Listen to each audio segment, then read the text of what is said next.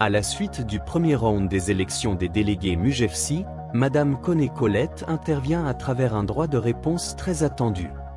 Dans un climat marqué par des réactions et des débats autour des premiers résultats, elle prend la parole pour clarifier certains points et rétablir sa position.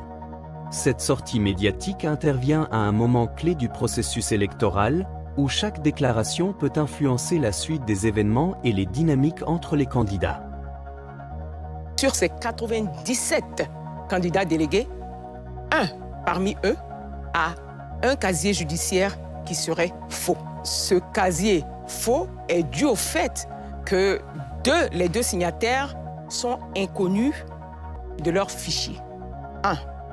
Je n'ai pas été notifié de ce que parmi les 97, il y avait un casier qui n'était pas dans les normes. Ça, c'est d'un. De deux, je n'ai donc pas vu ce fameux casier qui est à problème. Et de trois, j'apprends que madame estime que le fait d'avoir déposé ce jour, 19 mars, dernier jour de délai, à 10 heures, c'était trop tard pour que le comité puisse plancher sur les documents que j'ai déposés. Donc, je n'avais pas droit à un délai de grâce. Dans la liste des 97 délégués candidats à Abidjan, de la liste ABM, 4 casiers ont été également soupçonnés d'être des faux.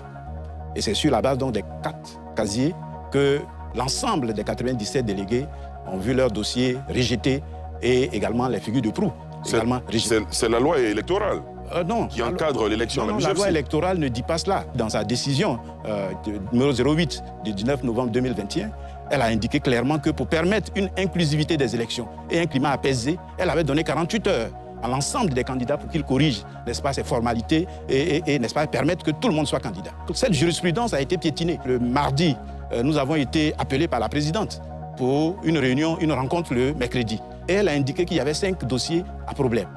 Dans ce cas de figure, l'article 17 du guide électoral dit « Quand un dossier n'est pas complet, on ne le reçoit pas ».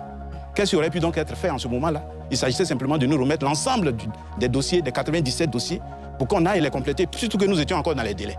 Mais elle a conservé l'ensemble de nos dossiers, plus même les casiers qu'elle disait incriminés. Elle ne nous a pas remis. Elle nous a donc dit « Rencontre le lundi pour que vous puissiez déposer les 4 casiers qui avaient des problèmes basés à une photocopie. » Donc c'était plus facile. Le lundi, nous nous pointons donc au comité électoral avec les casiers en question. Barricade. La maison est barricadée, le comité électoral est fermé à double tour et nous avons été empêchés donc d'entrer pour déposer nos dossiers. Madame Koné Colette, à entendre ces candidats récalés, ils vous accusent, sans langue de bois, d'avoir manœuvré pour les écarter du scrutin. Comment vous réagissez? Merci, M. Diarra-Souba. D'abord, il ne s'agit pas de Mme Koné Colette. Il s'agit du comité électoral national qui est composé de 5 personnalités. Et la présidente que je suis est la représentante de M. le ministre de l'Emploi, de la Protection sociale et de la formation professionnelle. Et à ma qualité de directeur général de l'Agence ivoirienne de régulation de la mutualité sociale, nous avons également un représentant au sein de ce comité électoral. Nous avons dans ce comité électoral le vice-président qui est M. Berthe, qui est Bouakari, qui est le représentant de M. le ministre de l'Intérieur et de la Sécurité. Nous avons également une autre dame qui est directeur des services judiciaires et des ressources humaines du ministère de la Justice, qui représente le garde des Sceaux, ministre de la Justice. Et nous avons également le représentant de Madame la ministre d'État, ministre de la Fonction publique et de la modernisation de l'administration. Donc ce sont ces 5 personnalités qui composent le comité électoral national. Donc les décisions ne sont pas prises par Mme Koné Colette. Donc pour en revenir au fait, il y a beaucoup de choses qui ont été dites. Bon, il y a la dame par exemple qui disait que sur le cas des casiers judiciaires incriminés, elle n'a pas reçu de notification. D'abord, je voudrais dire que ils sont déjà mal fondés de parler de faux de façon aussi aisée. Pourquoi? Parce que non, ce n'est pas leur droit. Dites-nous. De produire un document administratif judiciaire qui est faux et de s'arc-bouter sur le fait que ils ont produit ces documents et qu'on ne leur a pas donné suffisamment de temps pour reprendre ces différents documents, je pense que ça ne devrait même pas être dit par des responsables. Sous d'autres cieux, je pense que c'est un autre sort qui leur serait réservé. Et je ne veux pas m'attarder dessus parce que nous-mêmes, nous avons saisi déjà le procureur de la République par rapport à ce dossier et l'enquête est en cours. Donc, je ne voudrais pas revenir dessus. Alors, il y a M. Sadi Niania qui estime, par exemple, que l'article 17 n'a pas été respecté. Quand un dossier est incomplet, il faut laisser le loisir à ceux qui ont déposé ce dossier de le compléter. Je vous explique. Il y a la forme de cet article 17 qui dit effectivement que quand un dossier est incomplet, il est irrecevable. Nous avons une équipe, lorsque les dossiers arrivent, nous avons une équipe qui réceptionne les documents. Et au niveau de la MUGEFSI, il s'agit d'une élection de liste. Lorsqu'un seul élément dans un dossier n'est pas conforme, c'est toute la liste qui est rejetée. Ça, ce sont les textes de la MUGEFSI. Et donc, nous avons une équipe qui réceptionne d'abord les documents. En la forme, ils regardent si effectivement toutes les pièces qui constituent ce dossier sont en l'état, existent effectivement. Donc, ça se fait de façon mécanique.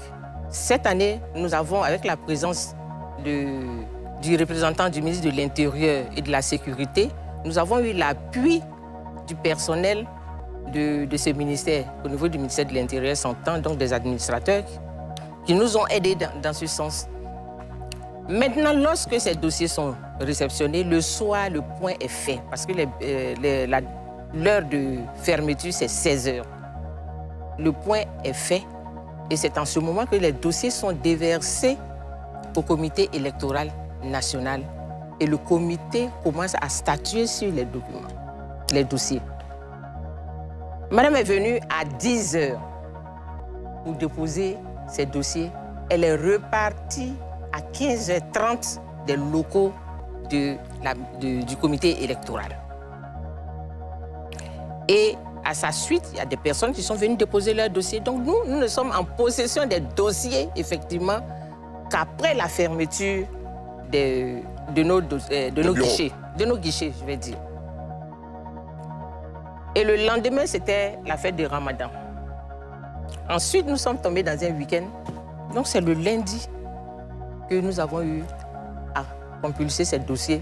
Et nous avons constaté qu'effectivement, il y avait un faux casier judiciaire. Je vous ai dit qu'au sein de ce comité se trouve un magistrat qui se trouve être la directrice des ressources humaines. Donc avec la possibilité de vérifier effectivement au niveau du personnel judiciaire si ces personnes qui sont signataires existent. Donc c'était facile pour nous de savoir quel est le casier qui était faux, quel est le casier qui était vrai. Sur les 97, si on en a trouvé 4 qui sont faux. Mais pourquoi on n'a pas incriminé tous les autres casiers? Donc il n'y a aucune volonté d'écarter des candidats. Mais pourquoi je le ferais? En tout cas, c'est leur point de vue. C'est leur droit de le penser, mais les faits sont là. Très bien. Les faits sont là. Très bien. Mais... En bref, le droit de réponse de Madame Koné-Colette relance la dynamique après ce premier round et annonce une suite décisive. Abonnez-vous à Afrique Zoom et activez la cloche de notification pour ne rien rater.